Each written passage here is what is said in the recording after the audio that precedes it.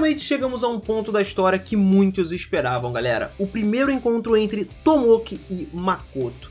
Eu vou te falar que esse encontro não foi um encontro nem um pouco agradável. Já começou com o pé esquerdo, né? Tomoki já se achando super superior em cima do Makoto em todos os sentidos, já impondo as coisas pra ele. Óbvio que isso não ia acabar bem.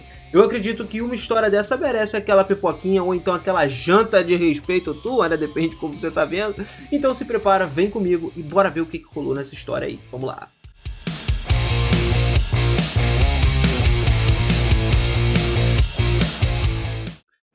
Fala, seus otakus, beleza? Eu sou o Minas e sejam muito bem-vindos a mais um videozão aqui do canal. E olha só, galera, o Makoto, num determinado momento lá, enquanto ele estava na Guilda dos Aventureiros em Ghostguard, ele observou ali um ovo específico que estava com ele, do tamanho de uma bola de rugby. Basicamente, ele ficou impressionado, só que também achando que era menor do que o ovo que ele esperava. O chefe da guilda, Faust, que no caso é Ruth, como a gente falou, agora com o nome de Faust mesmo, estava sentado na frente do Makoto e eles estavam conversando. Lógico que Ruth tinha criado a Guilda de Aventureiros como suas próprias preferências e era conhecido por ser um pervertido, né, dos dois sexos, porque como a gente já falou, Ruth não tinha um sexo específico. Tanto homem quanto mulher, ele poderia se transformar nos dois. Originalmente era até uma mulher e teve filhos, tá? E era capaz de fingir inocência até com uma maestria absurda. O Makoto ele não queria se aproximar muito do Ruth nessa hora, e o Ruth ele parecia chocado e preocupado, só que logo mudou para o sorriso habitual. Ele explicou que o Makoto deveria entregar o ovo para Ground, que estava lá no território do Império do Deserto, né, que ele tinha que ir para lá, e o Ruth também expressou o desejo do Makoto experimentar a Sociedade dos Dragões ali, e começando justamente com o Lancer, porque esses ovos que estavam com o Makoto eram ovos de dragão, de todos os dragões que tinham falecido já, né? Porque como a gente sabe, os dragões maiores, eles morrem, porém renascem como ovo em alguma outra parte do mundo, e o Makoto estava com os ovos na mão. Então ele prometeu uma recompensa adequada, incluindo toda a questão de Kalenion pro Makoto. Ruth também mencionou sobre a aventureira Dragon Slayer lá, a Sofia, estava relacionada justamente com toda essa violência contra os dragões superiores e que ela possuía o mesmo sangue que ele, só que não se aprofundou muito nesse assunto, pelo menos não por enquanto, dizendo que até explicaria para o Makoto quando chegasse a hora. Então ele informou que tinha apenas 3 dragões superiores que estavam saudáveis no momento, que era Tomoe, o próprio Ruth e um outro dragão aí que vai aparecer mais pra frente, enquanto os outros tinham se transformado em ovos. Os ovos eles seriam confiados a irmãos ali dragões em vários lugares e também a crentes, pessoas que tinham a crença nos dragões ali e estavam aguardando o eventual retorno desses dragões. O Makoto então, ele recebeu toda a localização informando dessas pessoas ali, além da tarefa de entregar esses ovos. A recompensa não era tão tangível assim que o Ruth deu para ele, mas para ele já era o suficiente ter assistência e informações valiosas sobre Kalenion. Por isso ele achou isso extraordinário, então o Makoto estava ansioso por isso, porque ele já estava planejando ir para o território de Gritona de qualquer maneira. Ele sabia que a princesa Lily e o outro herói do Império estavam interessados na visita dele, e ele já tinha trocado ideia com a Hibiki, e mesmo que não estivesse sendo manipulado, ele sentia que alguma coisa no final dos contos não estava certo. Ruth, por sua vez, parecia se divertir com essa situação, e ele garantiu ao Makoto que, se ele precisasse de ajuda, poderia contar com ele a qualquer momento que ele precisasse. Mas além disso aí, ele também falou que o Makoto planejava ir a mais ao norte, e estava se referindo à raça demoníaca, né, que provavelmente o Makoto talvez fosse para lá. Então o Makoto começou a segurar um ovo enquanto ele estava lá na Guilda dos Aventureiros, pensando nisso tudo. E sabia que além do território do Império lá, também tinha um ponto de entrega no território da raça demoníaca. Carregar ovos de dragões superiores, cumprimentar diversas forças em guerra, parecia um comportamento muito suspeito para se fazer, mas ele tentaria ser o mais discreto possível, porque não ia se aliar 100% a nenhum lado, pelo menos não nesse momento. Ruth, que era o chefe da guilda, mencionou que Tomoe e Shiki acompanhariam o Makoto para isso, e ele alertou sobre o herói do Império, o Tomoki, que estava apaixonado pela Tomoe, mas para ele não se preocupar muito com as valquírias dele, que são as garotas encantadas pelo Tomoki. Ruth explicou isso tudo para o Makoto e garantiu que o Makoto não deveria se render tão facilmente. E provavelmente ele não cairia em qualquer sedução, porque se não cai na sedução do próprio Ruth, né, vai cair do Tomoki? Não vai. Então o Makoto recebeu os ovos e se despediu de Ruth ali de uma forma mais rude, né, mas tudo bem. Na manhã seguinte, ele partiu para o Império. Aceitar o pedido de um dragão superior deveria ser uma tarefa ser levada a sério, né, só que ele se sentia muito cansado por conta disso. Era a primeira vez que ele tinha visitado Gritônia e se perguntava que tipo de lugar seria, já que ele não lidava bem com a princesa Lily desde o início.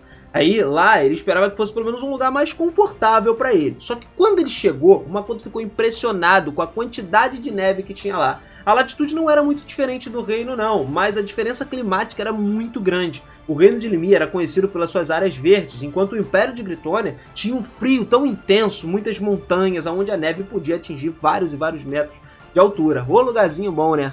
Pra quem vive no calor como eu, adoraria ir pra um lugar de neve. Com certeza, vale a pena, galera. Tomoe e Shiki explicaram então que experimentar esse clima do outro país era uma das alegrias de você viajar por esse mundo. E o Makoto ele não conseguia imaginar como seria, por exemplo, mais ao norte, lá no país da raça demoníaca, onde tinha ainda mais montanhas e o frio era intenso, muito diferente do que a gente imagina. Porque quando tu fala de raça demoníaca, eu já imagino um lugar cheio de lava, fogo e pá, onde os demônios vivem, né? Mas é aquilo, imaginação é diferente nessa história. Mas tudo bem, depois dele entrar aí no território do Império, a neve ficou ainda mais espessa, e ele percebeu que as ferramentas para se proteger do frio precisavam ser aprimoradas, então o que ele pegou lá em Hostgard era realmente necessário para ele usar. Primeiro, ele foi em direção a uma cidade chamada Robin, onde ele poderia usar a formação de teletransporte justamente para ele ir para a capital, o que seria de grande ajuda para ele, já que caminhar por esse terreno cheio de neve seria muito difícil. Os seguidores dele, a Tomoe e o Shiki, eram cruéis e não demonstravam nenhuma preocupação com as possíveis crises que o Makoto fosse sofrer. E o Makoto podia ficar dias e dias sem comer. Mesmo que ele tivesse frio, a temperatura não era tão insuportável assim. Se ficasse perdido, ele poderia simplesmente voltar para Azora. Assim, a ideia de uma crise começou a se dissipar e ir embora. Eles não vão passar por isso. Makoto ficou muito pensativo enquanto ele caminhava lá do lado da Tomoe, e ela começou a mencionar que conheceu o herói e que inicialmente não gostava muito dele. E aí ele pensou até em deixar essa tarefa para o Shiki, ou até mesmo substituir a Tomoe pelo Lime para poder ir junto com o Makoto, mas a Tomoe explicou que ela tinha enviado o Lime para Laurel, porque as memórias da Hibiki eram incrivelmente interessantes, e ela gostava, então ela achou que o herói do Império também poderia ser alguém útil para ela no final das contas, principalmente por aquilo que a gente falou, né? Ela lutou contra a Hibiki e já descobriu como é que foi as memórias dela, todo o nível de habilidades dela com a espada, e a Tomoe gosta desse negócio de samurai. Então o Makoto começou a pensar sobre isso daí, lembrando que o Tomoki também era japonês e poderia conhecer coisas que ele não sabia. Se a Tomoe não quisesse ir, ele pediria pro Shiki sem problema. E mesmo que no final das contas a Tomoe tenha falado que não era motivo de preocupação, o Makoto ficou desconfiado do Lime ter ido atrás da Hibiki. E ela até explicou que deu um aviso formal à Hibiki permitindo que ela fosse espiada, mas alertando que as consequências seriam pela responsabilidade da Tomoe. E ela queria evitar problemas com a Hibiki, né? Farejando também enquanto estavam ocupados lá com o reino do Império. Ou preocupados com Kalenion ou a raça demoníaca no final das contas. O Makoto então pensou em pedir desculpas pra Hibiki por assustar ela por isso tudo. Parecia que a Tomoe estava sendo cautelosa com a sua senpai ali. E ele começou a se perguntar se também deveria estar sendo, né? Mesmo sendo japonesa, a senpai dele, a Hibiki, da mesma escola, ele sentia um pouco desconfortável, era uma sensaçãozinha desconfortável em relação a ela. Talvez a Hibiki não fosse exatamente a mesma pessoa que ele conhecia na escola. Mesmo que ele não gostasse disso daí, ele sabia que ele precisava duvidar dela no final das contas. Até porque quando ele entendesse a origem desse desconforto, aí sim ele saberia como agir. Quando eles chegaram lá no Império agora, o Makoto então ele se viu numa metrópole nevada, né? Aquele mundo de fantasia incrível. Esperava algo até mais ilusório, como se fosse uma cidade, né, a vapor, mas ele encontrou uma fortaleza impressionante. A primeira cidade que eles chegaram, a cidade de Robin agora, era mais um país nevado do que uma capital imperial de ruínas. E eles foram levados ali aos guias de Robin e tiveram também um tempo para explorar a capital imperial. A cidade, que estava parecendo normal ali por dentro, como Hostgard, sem neve acumulada nas ruas e tudo mais, o Makoto ficou muito surpreso com essa capital imperial. Diferente do que ele esperava, não tinha neve ou gelo por toda a parte. A cidade, na verdade, tinha uma forma circular, com 3 paredes específicas, né, nos exteriores, que delimitavam diferentes classes sociais lá dentro. No centro tinha o castelo, né, muito grande, provavelmente a residência do imperador, e a cidade refletia claramente uma sociedade dividida por posição social. Enquanto o Shiki e a Tomoe também caminhavam ali, eles ficaram impressionados com a falta de neve e também a falta de elegância de toda a cidade. Eles tinham cerca de 2 dias para explorar e investigar a atmosfera de lá, que era uma tarefa que o Makoto decidiu deixar até para o Shiki, porque ele não ia ficar fazendo isso. Ele precisava entregar o ovo de dragão superior, que era o Lancer, para o dragão chamado Grount lá. Ruth, então, já tinha organizado ali toda a guia para levar eles até a princesa Lily, demonstrando todas as conexões misteriosas e consideração que ela tem por todos, né? Com a Tomoe e o Shiki apostos agora, o Makoto, ele seguiu o guia para a próxima etapa da jornada. Depois de mais um teletransporte, várias inspeções, eles finalmente chegaram à casa da princesa, aonde encontraram o herói do Império, Iwakashi Tomoki, cara. Mesmo que ele seja 2 anos mais jovem que o Makoto, porque ele é mais novo, né? O Tomoki, ele tinha um papel importante como herói. O Makoto, ele estava ansioso ali e também um pouco inquieto em conhecer o Tomoki, imaginando se a grande cratera próxima à capital era obra do Tomoki ou não, né? Quando ele chegou lá, o Makoto foi instruído a esperar na sala separada, enquanto o Tomoe e o Shiki eram levados para dentro do castelo. A sala de espera era muito luxuosa, né? Lógico, refletia a grandeza do castelo imperial. Enquanto o Makoto esperava, ele não conseguia relaxar. Mesmo afundando no sofá confortável, de repente ele sentiu a presença de várias pessoas se aproximando. Quando a porta abriu, 5 pessoas entraram na sala. Entre elas, Princesa Lily, que o Makoto já conhecia lá, que ele conheceu em Hostgard. Ela cumprimentou ele de forma cordial, agradecendo pela ajuda, né, em Hostgard, elogiando a visita à capital imperial. E o Makoto, por sua vez, agradeceu pelo convite e expressou admiração por toda a cidade. A Lily mencionou a possibilidade do Makoto abrir uma loja no Império, que era um pedido que ele não esperava que fosse acontecer. E a atmosfera ficou mais suave da princesa, né? E contrastava com a forma impassível do Makoto lá, que ele estava desesperado, nervoso. Ela estava trazendo palavras gentis, uma tensão subjacente no ar até apareceu, mas foi tranquilo. E aí o Makoto percebeu que lidar com a princesa não seria uma parada tão fácil assim, confirmando o desconforto inicial dele. Mas do lado da princesa estava provavelmente o que ele achava ser o herói do Império. Cabelos prateados, olhos de cor heterocromática, né? Uma parada que se destacava bastante e talvez ele tivesse alterado até a aparência. Ou fosse originalmente um cara mestiço, com mais de 1,80 m de altura. Só que no caso ele alterou a aparência sim. Tá vendo como é que o Makoto manja das paradas? Pois é, Tomoki era um homem muito bonito, que se encaixava perfeitamente no mundo dos humans. E o Makoto pensou que esse tipo de pessoa era o tipo favorito da deusa aí, né? Porque jogou ele fora por ele ser feio, né? A princesa Lily apresentou os dois oficialmente ali, confirmando as suspeitas do Makoto. E o Makoto apresentou como Raido, representante da companhia Kuzunoha. O Tomoki encarou ele de uma forma séria, reconhecendo imediatamente que ele era japonês. Daí o Tomoki apontou que o Makoto ele não parecia um Hyuman e questionou sobre esse nome falso dele de Raido. O Makoto começou a rir. Ele admitiu que ele estava fazendo negócios nesse novo mundo e revelou o seu verdadeiro nome, Mizumi Makoto. Ele explicou que ele veio para esse mundo quando estava no 2º ano do ensino médio, 2 anos antes do Tomoki vir para cá. E o Tomoki ficou surpreso, perguntou como o Makoto sabia a idade dele, e ele respondeu que ele tinha ouvido a idade da Hibiki. A conversa entre os dois, então, foi interrompida pela princesa Lily, que sugeriu que eles continuassem ali os cumprimentos e deixassem os outros assuntos para depois. Tomoki insistiu em continuar conversando com o Makoto porque achava que seria mais rápido esclarecer as coisas direto com ele do que se deixasse para depois. E o Makoto ficou surpreso com toda essa informalidade do Tomoki, que não parecia nem se importar com a diferença de idade ou hierarquia dele, da princesa, de ninguém. E enquanto o Makoto começou a pensar sobre a diferença cultural e a falta de formalidade do Tomoki, né, ele sentiu que talvez estivesse sendo antiquado nas preocupações que ele estava tendo. Os outros presentes, incluindo a princesa e os companheiros do Tomoki, observavam toda a interação dos dois ali. A situação era tensa, só que o Makoto estava determinado a lidar com isso da melhor maneira possível. Ele não é o tipo de pessoa que vai arranjar dificuldades, problemas, brigas, enfim.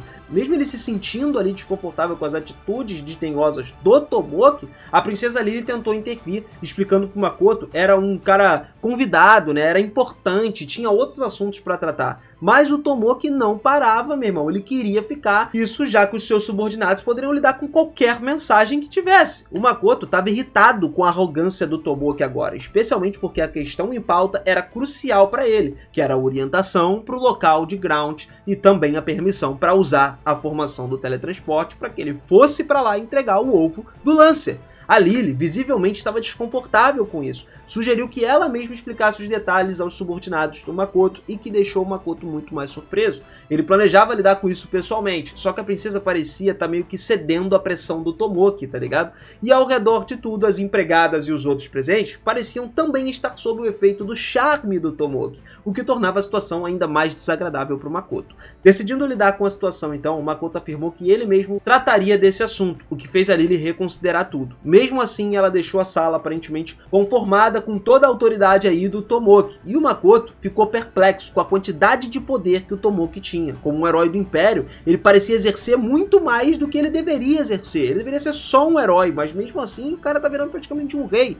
Tomoki então se jogou no sofá de maneira mais relaxada e ordenou que o Makoto se sentasse também. Sim, galera, é isso que você ouviu. Ele ordenou que o Makoto se sentasse. Bom, de primeiro o Makoto foi lá, obedeceu, sentindo a tensão no ar aumentar. Daí o Tomoki começou a falar de uma maneira mais casual e muito desrespeitosa, sem se importar com a diferença de idade dos dois. O Makoto ele ficou incomodado, mencionando que era 2 anos mais velho e perguntou se o Tomoki não deveria usar um discurso mais formal, porque os japoneses têm esse negócio, né, de hierarquia, de por ser mais velho você tem que chamar de senpai, kohai, mais novo, enfim, essas paradas todas. E o Tomoki começou a zoar essa sugestão, afirmando que ele não tinha razão para respeitar alguém só por ser mais velho, especialmente um estranho igual o Makoto era. E isso deixou o Makoto ainda mais irritado. Ele refletiu sobre como que a Hibiki deveria ter avisado sobre a personalidade problemática do Tomoki antes deles se encontrarem. A situação estava mais longe do que nunca de ser resolvida. O Makoto ele sabia que ele teria que lidar com a arrogância do Tomoki enquanto tentava cumprir a sua missão.